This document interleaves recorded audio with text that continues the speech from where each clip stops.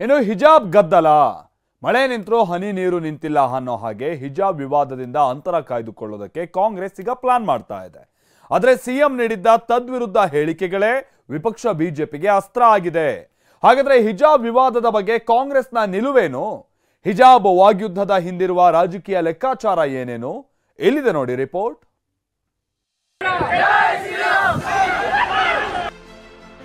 CM ಹಿಜಾಬ್ ಹೇಳಿಕೆ ಜೀವಂತವಾಗಿಡಲು BJP ತಂತ್ರ.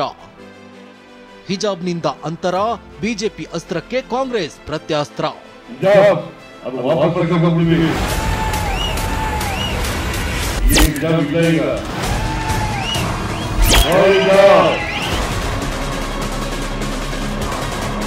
ಕಾಂಗ್ರೆಸ್ ಅನ್ನ ಇತಿಹಾಸದ ಕಸದ ಬುಟ್ಟಿಗೆ ಸೇರಿಸ್ತಾರೆ. ಅವರು ಇದರದ ಭಾರಿ ಬೆಲೆಯನ್ನು ನಾಳೆ ಲೋಕಸಭಾದಾಗ ತೆತ್ತಾರೆ.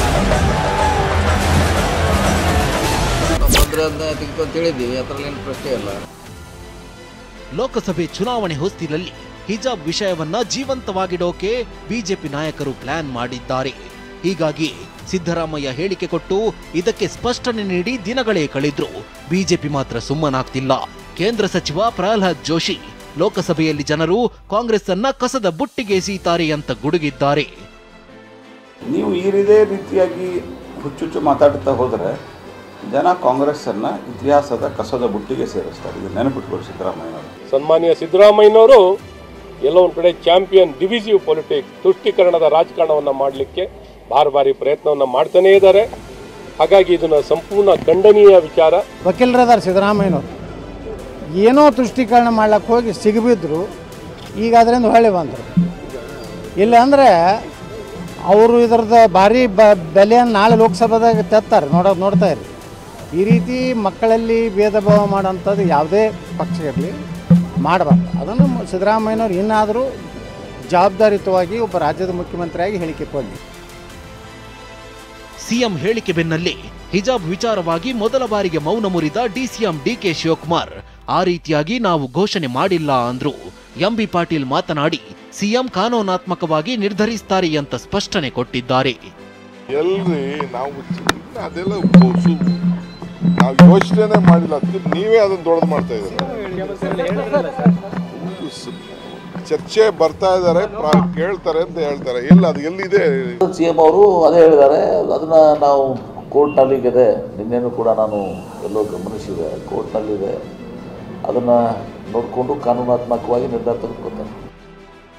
ಒಂದು ಕಡೆ ಡಿಸಿಎಂ ಡಿಕೆ ಶಿವಕುಮಾರ್ ನಾವು ಘೋಷಣೆಯೇ ಮಾಡಿಲ್ಲ ಅಂತ ಅಂದ್ರೆ, ಸಚಿವ ಸತೀಶ್ ಜಾರಕಿಹೊಳಿ ಸಿಎಂ ಸಿದ್ದರಾಮಯ್ಯ ಹೇಳಿಕೆಗಳನ್ನ ಸಮರ್ಥಿಸಿಕೊಂಡಿದ್ದಾರೆ. ಅಧಿಕಾರಕ್ಕೆ ಬರುವ ಮುನ್ನವೇ ನಾವು ಹಿಜಾಬ್ ಬ್ಯಾನ್ ತೆಗಿತೇವೆ ಎಂದಿದ್ವಿ, ಮಾಡ್ತೇವೆ ಅಂತ ಕಡ್ಡಿ ಮುರಿದಂತೆ ಹೇಳ್ತಿದ್ದಾರೆ. ಅದೇ ಸರ್ಕಾರ ನಿಲುವು ಇದೆ. ನಾವು ನಮ್ಮ ಸರ್ಕಾರ ಬಂದರೆ ಅದನ್ನು ಲಿಫ್ಟ್ ಮಾಡ್ತೀವಿ, ಬ್ಯಾನ್ ಲಿಫ್ಟ್ ಮಾಡ್ತೀವಿ ಅಂತ ಹೇಳಿದ್ವಿ. ಅದರಲ್ಲಿ ಪಾರ್ಟ್ ಆಫ್ ಅದು ಇದು ನಮ್ಮ ಮ್ಯಾನಿಫೆಸ್ಟೋದಲ್ಲಿ ಬಹುಶಃ ಇರ್ಬೋದು ಅದು. ಸೊ ನಾವು ಬಂದರೆ ಅದನ್ನೇ ತೆಗಿತೀವಿ ಅಂತ ಹೇಳಿದ್ವಿ. ಅದರಲ್ಲಿ ಏನು ಪ್ರಶ್ನೆ ಇಲ್ಲ. ಹೀಗೆ ಕಾಂಗ್ರೆಸ್ ನಾಯಕರು ಹಿಜಾಬ್ ಬಗ್ಗೆ ಬ್ಯಾಲೆನ್ಸಿಂಗ್ ಹೇಳಿಕೆಗಳನ್ನು ನೀಡುತ್ತಿದ್ದಾರೆ. ಅದಕ್ಕೆ ಕಾರಣವೇ ಲೋಕಸಭೆ ಚುನಾವಣೆ. ಹಿಜಾಬ್ ವಿಚಾರದಲ್ಲಿ ಕಾಂಗ್ರೆಸ್ ರಾಜಕೀಯ ಲೆಕ್ಕಾಚಾರ ಹಾಕಿದೆ. ಲೋಕಸಭಾ ಚುನಾವಣೆ ಹಿನ್ನೆಲೆ ಕಾಂಗ್ರೆಸ್ ಫುಲ್ ಅಲರ್ಟ್ ಆಗಿದ್ದು, ಚುನಾವಣೆ ಮುಗಿಯುವವರೆಗೂ ಹಿಜಾಬ್ ಬಗ್ಗೆ ಮೌನ ವಹಿಸಲು ನಿರ್ಧರಿಸಿದೆ. ಪ್ರಕರಣ ಕೋರ್ಟ್ನಲ್ಲಿರುವ ಕಾರಣ ಚರ್ಚೆ ಮಾಡದಿರಲು ತೀರ್ಮಾನಿಸಲಾಗಿದೆ. ತಟಸ್ಥ ನಿಲುವು ಸೂಕ್ತ ಅನ್ನೋದು ಸ್ವಪಕ್ಷದಲ್ಲಿ ಹಲವರ ಅಭಿಪ್ರಾಯವಾಗಿದೆ. ಯಾಕಂದ್ರೆ ಹಿಜಾಬ್ ಜ್ವಾಲೆ ದೊಡ್ಡ ಮಟ್ಟದಲ್ಲಿ ಹಬ್ಬಿದ್ರೆ ಲೋಕಸಭೆಗೆ ಪೆಟ್ಟು ಬೀಳುತ್ತೆ. ಇದರಿಂದ ಹಿಜಾಬ್ ವಾಪಸ್ ಪಡೆದುಕೊಂಡ್ರೆ ಬಿಜೆಪಿಗೆ ಅಸ್ತ್ರವಾಗುವ ಸಾಧ್ಯತೆ ಇದೆ ಅಂತ ಕಾಂಗ್ರೆಸ್ ಲೆಕ್ಕಾಚಾರ ಹಾಕಿದೆ. ಈ ಹಿಂದೆ ವಿವಾದವಾದಾಗ್ಲೂ ಸೈಲೆಂಟ್ ತಂತ್ರ ಅನುಸರಿಸಿದ್ದ ಕಾಂಗ್ರೆಸ್ ಅದನ್ನೇ ಮುಂದುವರಿಸಲು ನಿರ್ಧರಿಸಿದೆ. ತಣ್ಣಗಿದ್ದ ಹಿಜಾಬ್ ವಿವಾದಕ್ಕೆ ಸಿಎಂ ಕಿಡಿ ಹೊತ್ತಿಸಿದ್ದು. ಬಿಜೆಪಿಯವರಂತೂ ಇದೇ ಬ್ರಹ್ಮಾಸ್ತ್ರ ಎನ್ನುವಂತೆ ಹೋದಲ್ಲಿ ಬಂದಲ್ಲಿ ಕಾಂಗ್ರೆಸ್ ವಿರುದ್ಧ ಸಮರ ಸಾರ್ತಿದ್ದಾರೆ. ಆದರೆ ಕಾಂಗ್ರೆಸ್ ಬೀಸೋ ದೊಣ್ಣೆಯಿಂದ ಬಚಾವಾಗೋದಕ್ಕೆ ತಂತ್ರ ರೂಪಿಸುತ್ತಿದೆ.